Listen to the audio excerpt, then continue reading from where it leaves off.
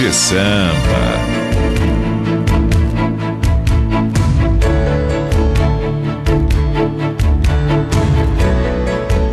Agora em Grande Sampa, a conversinha ao pé de ouvido com Antônio Carvalho.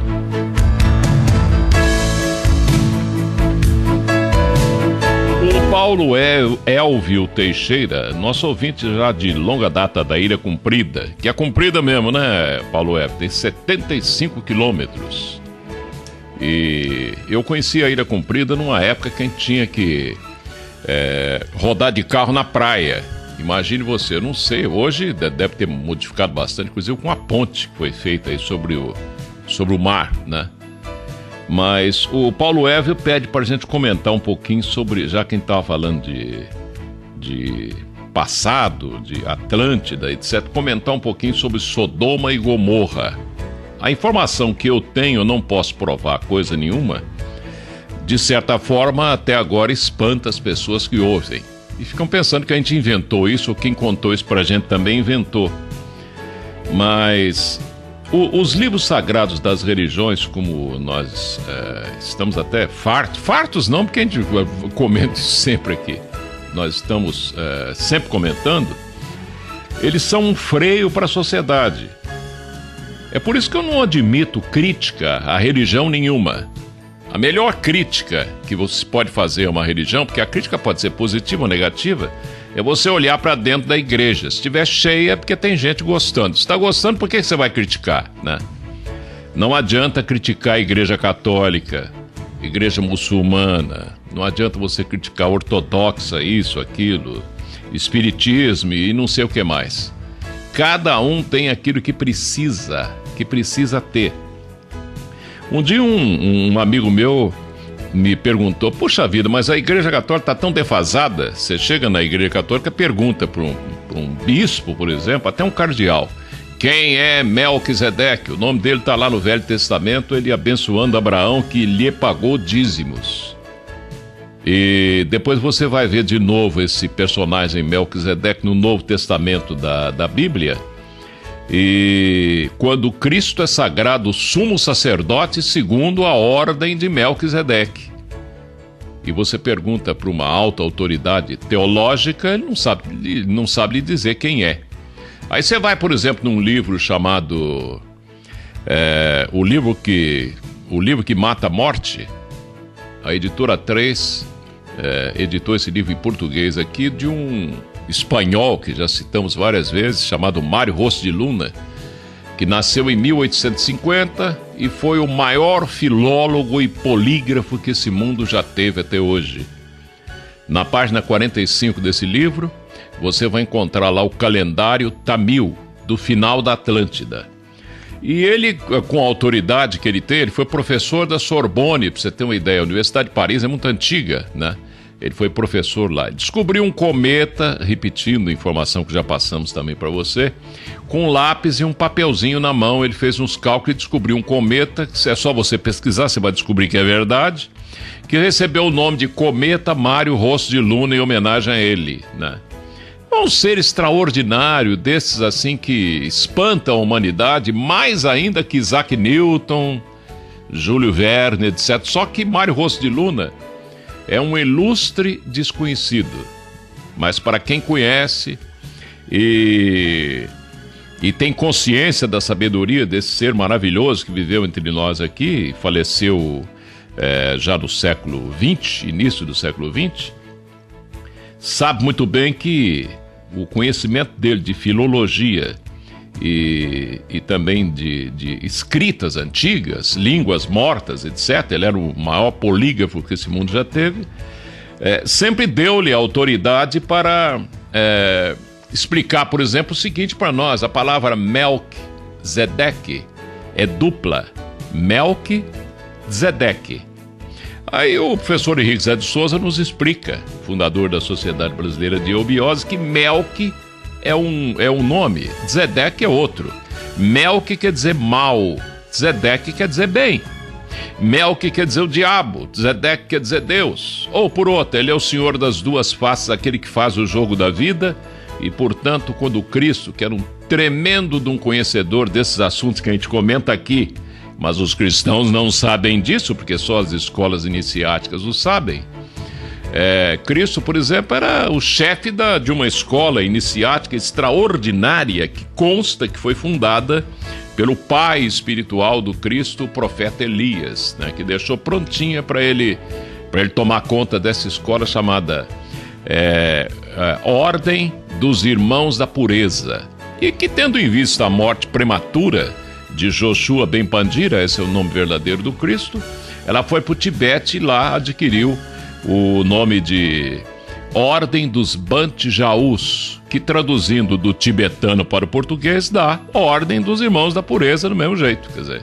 E ela foi responsável por uma grande parte da grande espiritualidade que o Tibete teve, e sobre o mundo inteiro. O verdadeiro ex-Oriente Lux saía do Tibete, norte da Índia, né? E outras partes ali da Mongólia, etc., e vinha para cá em pílulas para as escolas esotéricas nossas aqui. Por que eu estou falando tudo isso? Eu estou falando tudo isso para dar um substrato, dar uma certa substancialidade, para dar uma certa concretude ao que eu vou dizer. Esses seres, esse Mário Rosto de Luna, dizia que Melquisedeque e Noé são a mesma pessoa, e que Noé é uma palavra dupla também, no Melque, Zedeque. O que Noé é? Noé é comandante de uma arca ou uma garta, na língua agartina, da qual gerou o sânscrito, que foi a primeira língua aspirada, não tinha vogais, falada aqui no planeta, nesse planeta Terra nosso aqui. Tá entendendo? Pois é. Então, esse Mário Rosto de Luna, no calendário Tamil, ele fala de datas extraordinárias. Eu até não posso concordar com ele, e ele também não informa que o rei Minos, do conhecido no Oriente inteiro, é o mesmo Melquisedeque, né? Ele é conhecido no mundo inteiro. E se bobear, você vai conhecê-lo também entre os astecas, entre os incas, né? E outras civilizações mais que tiveram grande projeção. Melquisedeque é o mesmo Noé, e Noé é o mesmo rei Minos, né? Essas informações não podem ser deixadas de lado do Mário Rosto de Luna para a gente poder compreender um pouquinho do que eu vou comentar agora. O calendário Tamil é do final da Atlântida da quarta raça, que tem muita gente que acha que nem existiu, né? Imagina se a gente for falar da raça lemuriana, e que a Ilha de Páscoa tem a ver com a raça lemuriana, que é anterior à Atlante ainda, quando o ser humano tinha 3 dedos em cada pé, 3 em cada mão, 3 sentidos, né? E aqueles gigantões enormes que construíram a pirâmide de Quéops, orientado pelos chamados deuses do Olimpo, que na verdade não é mitologia, mas seres de dias da criação anteriores, coordenado por eles, né?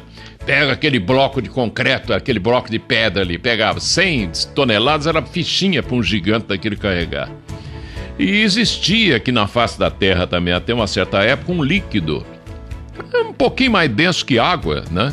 E que não existe aqui mais, porque se existisse aqui entre nós, evidentemente que usaríamos para os nossos delitos.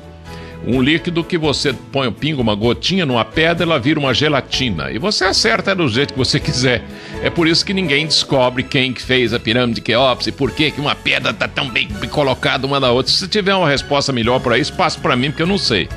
A gente tem informações. Quem construiu a pirâmide foi um tal de Piramon e outras coisas mais. Não vamos perder tempo, senão a gente não comenta o que o ouvinte quer. Você quer ouvir sobre Sodoma e Gomorra, né? Pois bem. Consta, segundo ensinava o professor Henrique Zé de Souza, que há um karma bastante pesado sobre Niterói e Rio de Janeiro, né? Niterói era uma cidade chamada Nistalrã da Atlântida. E o Rio de Janeiro, eu nem lembro o nome que tinha na Atlântida antiga. Por isso que o Brasil tem terras tão antigas, né? Terras que muitas vezes já afundaram, voltaram, afundaram no mar e voltaram. Por exemplo, se você conhece o Vale do Paraíba, você vai perceber em algumas cidades, você vai no Areião, lá em Taubaté, né? Tanta areia, a impressão que você tem é que o mar está ali pertinho, né? E no entanto você tem que descer a Serra do Mar para chegar em Ubatuba, né? Aí se você for fazer uma pesquisa mais séria, você vai descobrir que aquilo ali já foi mar, já afundou, já voltou. A Amazônia inteira, nossa, né? Já foi mar, já voltou. Com o passar de centenas, milhares de anos, as árvores cresceram e tal, virou isso aí, né? Sodoma e Gomorra, meu caro Paulo Elvio Teixeira da Ilha Comprida, nada mais são, segundo o ensino o professor Henrique José de Souza, que duas cidades da velha Atlântida, mas não do começo da Atlântida, porque a Atlântida durou um tempão, né? Estou falando de 1 milhão de anos atrás, né? E paira até um karma bastante pesado sobre o Rio de Janeiro. Deve ter alguma coisa a ver com essa criminalidade que existe por lá, apesar que ela está espalhada por todo o canto, né? O país que tem mais pecadinho para pagar, que é o que vai consertar. Aquele que está certinho, a tendência já deu frutos, é decair mais tarde, porque nós somos com árvores, né? Nascemos, crescemos, desenvolvemos e depois morremos, né? E tudo caminha de acordo com o que dizia o grande sábio Lavoisier. Na natureza, na verdade, nada se cria, nada se perde, tudo se transforma. Mas não é nada se cria sim, mas as coisas vão se transformando, porque a vida é eterna. Agora, se você pega o que está na Bíblia sobre Sodoma e Gomorra, dá a impressão que Sodoma e Gomorra é longe daqui, etc, né? Agora, como é que os apóstolos de Cristo, os que escreveram a Bíblia, tiveram conhecimento de Sodoma e Gomorra e ela não está localizada aqui, né? Que era a Atlântida? Tem gente que pensa que era um país, né, que foi afundado. Não, era o planeta inteiro, né? Consta que o primeiro afundamento da Atlântida se deu há 1 milhão de anos atrás, né? Que marca inclusive o início da raça ariana na meseta do Pamir, quando começaram a nascer umas crianças aí com 5 dedos em cada mão, 5 em cada pé, olfato, porque o Atlântida não tinha olfato. E o lemuriano anterior ao Atlântida tinha 3 sentidos só. O Atlante, 4 sentidos, a raça ariana nossa, 5 sentidos. As futuras raças bimânica e atabimânica que vem aí vão ter 6 sentidos e depois 7 sentidos, né? E o ser humano não estará completo ainda, porque as transformações são enormes. E o ser humano é uma experiência extraordinária dos chamados auxiliares do Deus único e verdadeiro de todas as religiões. Sodoma e Gomorra, então, consta que foi afundada devido ao pecado das duas cidades, né? Eu não posso dizer nada sobre isso, porque você quer mais libertinagem do que existe pelo mundo inteiro hoje, o amigo Paulo Elvio, né?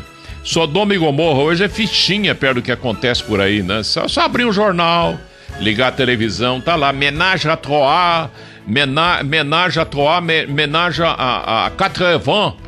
Menage a Quatre-Vents, quer dizer, 80 pessoas, tudo pelado e tal. Mas os romanos já faziam isso também, né? Se você assistir o filme Calígula, você vai ficar impressionado. Mas que exagero! Não! Leia um historiador chamado Suetônio, da época dos Césares. Ele escreveu uma obra chamada Os Césares. Você vai ver que a Roma antiga era pior ainda. E o curioso é que aqueles seres que estavam lá na Roma antiga, mandando no povo e tal, dirigindo tudo, eram os mesmos seres de dias da criação anteriores. Os Asuras, os Agnisvatas, os Barixades, né? E alguns dos Jivas da Terra, filhos aqui da Terra. Que nós somos trabalhados por esses seres, mas eles aqui na matéria, com corpos que nem o nosso, também erram, né? Fica chato falar, né, que os deuses erram. Tudo que se manifesta para a vida em quaisquer dimensões de matéria, nos 144 mil universos paralelos da teosofia, tudo erra, porque o erro é condição de evolução. Você vai errando menos, até um dia você encontrar a verdade absoluta, que tudo que é relativo não pode ser absoluto. Não sendo absoluto não é verdade, é um jogo isso aí, né? O famoso jogo de Melquisedeque. Então Sodoma e Gomorra está bem mais perto da gente que a gente possa imaginar, né? Mas dê uma olhada no mundo hoje, parece que Sodoma e Gomorra é tudo que tá aí, né? Hoje ninguém tá nem aí com nada mais, né? Só faltava o Babalufi dizer, não tô nem aqui.